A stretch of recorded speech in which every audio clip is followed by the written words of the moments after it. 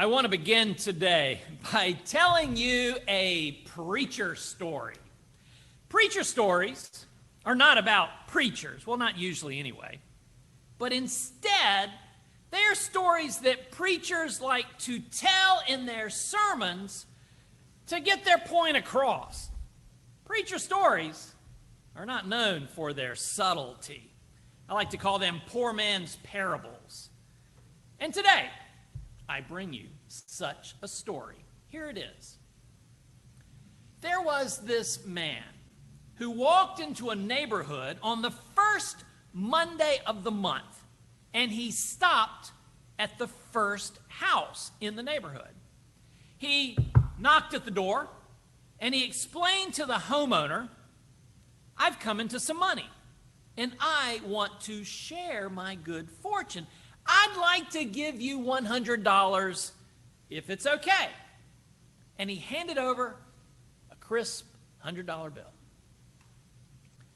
"Okay. Yes, it's okay," said this very flabbergasted homeowner. And then the mysterious man walked away, back the way he came.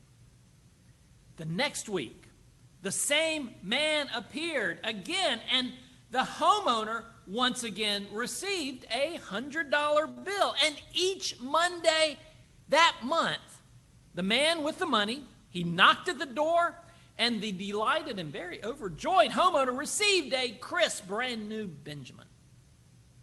Then, on the first Monday of the next month, the mysterious philanthropist walked down the sidewalk as he always did, but he passed the first house and went instead to the door of the second home, the next one on the street. "Hey!" yelled the homeowner of the first house. "Where's my money?" As I told you, it's not subtle. The story is clearly about how we view fairness, or at least what seems to be unfair to that man who's not getting his $100 anymore. I mean, we hear the story, we get it, we understand why the man yells, "Hey, where's my money?" But because it's not his money. It's a gift. It's free and unexpected and unearned. And now that money that was his is going to his neighbor. And he's not at all happy about it. Now, theologically, we would say that what the man experienced was grace, unearned and undeserved. And it's that same grace that is the subject of our reading for today from the Gospel according to Matthew. Our reading is a parable told by Jesus, and it begins with these words, "For the kingdom of heaven is like." So right off the bat, the purpose of the parable is revealed to us. It is to help us better gain a better understanding of the kingdom of heaven. And anytime the kingdom is described is welcome by me, because the kingdom is such a slippery notion. This parable tells us that the kingdom of heaven is like a landowner who went out early in the morning to hire laborers for his vineyard. Now, the kingdom is not like the landowner. The kingdom is like, well, this particular moment in time, the juncture of the landowner hiring day laborers. The landowner goes out and he contracts with these workers that he will pay them the normal daily wage. And he sends them off to work in the vineyard. Then later in the morning, around 9 o'clock, the landowner goes back out to the marketplace where the workers would gather seeking jobs, and he notices that there are more of them standing idle. He goes out to them and says, "I will hire you, and I will pay you whatever is right." And so the implication here is that they won't receive a full day's pay, but instead a prorated amount according to the number of hours that they work. That's reasonable. The workers agree, and they go into the vineyard. At noon, and then also at 3 o'clock, the landlord does the same thing, sending more workers into the vineyard. And then at 5 o'clock, nearly the end of the workday, he goes out and finds yet more workers. And he asks them, "Why are you standing here idle all day?" And their response is, "Because no one has hired us." And so he sends them into his vineyard. And then at the end of the workday, the owner instructs his manager to pay the workers for the work they've done. But he's to begin with those who were hired last. So the manager, he gathers that 5 o'clock crowd. Those are the ones who only worked an hour or two at the most, and he pays them. But how much does he pay them? For the hour? For two? No. He pays them a full day's wage. Then the manager calls the 3 o'clock group who have seen what's just happened, so what do they figure? They're going to get more, aren't they? Because they've worked longer hours. But no. They get exactly the same, a full day's wage. And this pattern is repeated for those who are hired at noon and for those who are hired at 9 o'clock as well. And then we get to the first group, the ones who put in a full day's work, and they figured they're going to get paid a lot because they work the longest.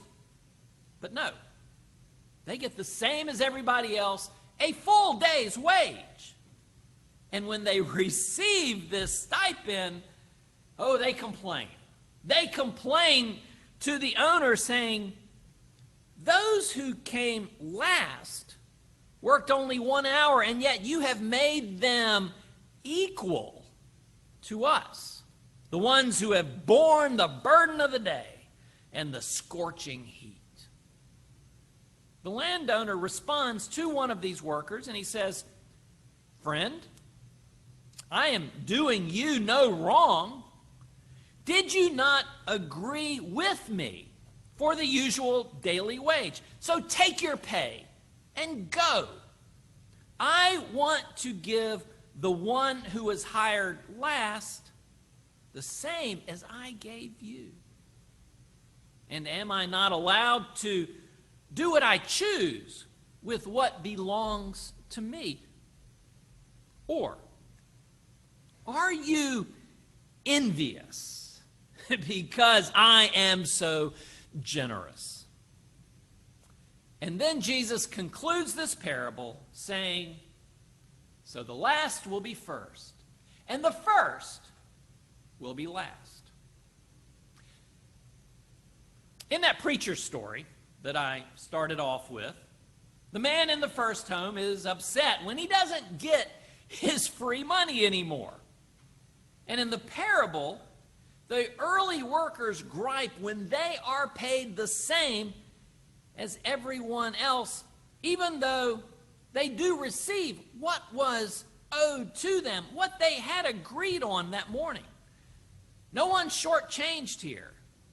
But to them, it just doesn't seem fair that the less deserving would be paid the same as them. Jesus uses this parable to describe one characteristic of the kingdom of heaven, and that is grace. The kingdom is about God's grace. Those who enjoy the benefits of the kingdom do so not because they have earned it, but because God gives it to them. In this parable, the landowner clearly represents God. And we see this in the words that the landowner speaks to the complaining workers. Am I not allowed to do what I choose with what belongs to me? God's grace is God's to distribute as God pleases. Against the norms of our world, the last will be first, and the first will be last. But even for us as people of faith, we still expect that people should get what they deserve and no more. Well, unless it's us getting more, but not them. The first should be first, shouldn't they? I mean, that's what first means. But the ways of the kingdom are different. The ways of God are based on an economy of grace where the last can be first. Now, after reading this parable, if this is how you understand it, how you interpret it, that is wonderful. Because that is what it says. In the kingdom of heaven, we can expect to be challenged by grace. However, this morning, I would like to invite you to consider this parable, well, from another angle. And what I would like to do in order to do this, I would like to suggest that we narrow down the intended audience for the parable. Yes, it can be a parable for all people, and it is, but I believe that in this instance, Jesus is speaking to a specific audience, and that is his disciples. Throughout this section of Matthew's gospel, Jesus has been teaching the 12 the meaning of discipleship. And I believe this is another lesson in this series of teachings. The disciples, as we know, have been with Jesus from the very beginning. And they set aside their lives and their jobs and their families to be with him. They have worked tirelessly. And of all those who follow this man Jesus, they are undeniably, they were the first, weren't they? And just before we come to this parable in the gospel, Peter has reminded Jesus, we have left everything and followed you. In this parable, however, Jesus appears to be telling the 12 that while, yes, they are first in the kingdom of heaven, the first may be last. The disciples, they feel differently about this. After all, aren't they the ones who have borne the burden of the day in the scorching heat, to quote the parable? How can others who come after them reap the same benefits of the kingdom, if not more? That's not fair, is it? Because they're the first. They're the special ones in this relationship. We've already seen within the ranks of the disciples this acting out itself. Two of the first of the disciples that were called were James and John, brothers. And at one point, these brothers, they get into a squabble with the other disciples because they believed that within the group, they should occupy the rank of honor. And they have already requested to Jesus that they sit at his side, on his left and his right, in his glory. So clearly, the parable has a basis in reality because this was the discussion going on among the disciples themselves. And in this parable, what I find the most interesting is the complaint that's lodged by the workers. If you read carefully, you see that their concern is not that the others were paid the same amount as them. No, that wasn't the issue. It wasn't the amount of money, but that they might be considered equals. The workers in the parable say, these last worked only 1 hour, and you have made them equal to us. Yes, equal. And that is the complaint of people of faith who operate within the rules of this world. we say, if I am faithful, well, then I should be lifted up, and I should be rewarded for all my work over and against those who have done less, who are, well, less faithful, aren't they? The truly faithful, they're the first.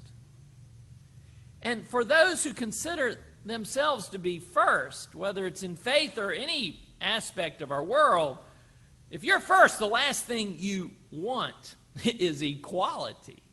You want to remain first.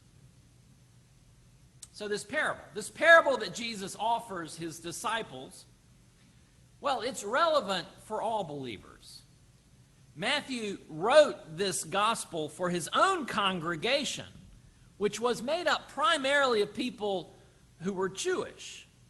These were Jewish converts to Christianity, and you can be sure that within that congregation that they felt a connection to the person of Jesus through their shared ancestry, their Jewishness. And I imagine that among the church there was some grumbling about the non-Jews, those interlopers who were coming in and usurping their faith. Jews had been Jews for thousands of years, and these Gentiles were laying claim to the Jewish promise of God's salvation. They're not the chosen people, we are.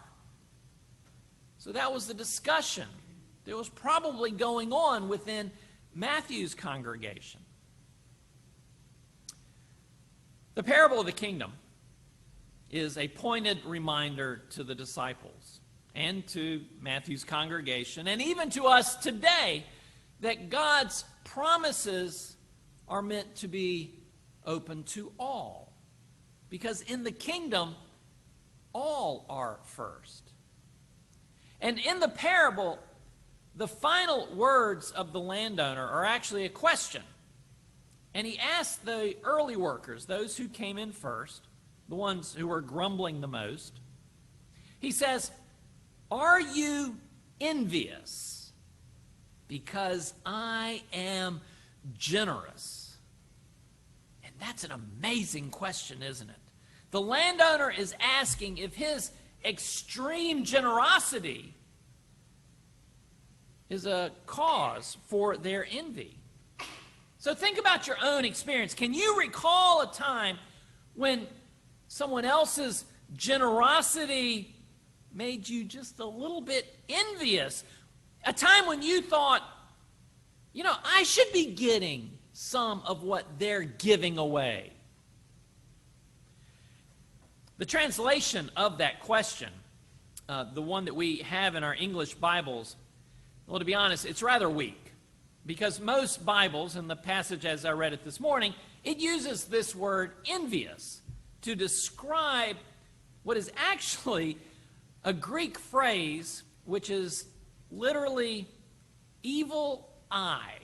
Yes. So instead of, "Are you envious because I am generous?" the question should be read, "Are you looking out at the world with an evil eye because I am good?" Sometimes true generosity that's directed at others brings up something evil from deep within us. When we witness others receiving something that we feel they don't deserve, we respond with a dark contempt that rises up out of us like bile. And it is an evil that declares that, well, we're better than them, and we deserve more than they do, and they should not be the recipients of excessive generosity.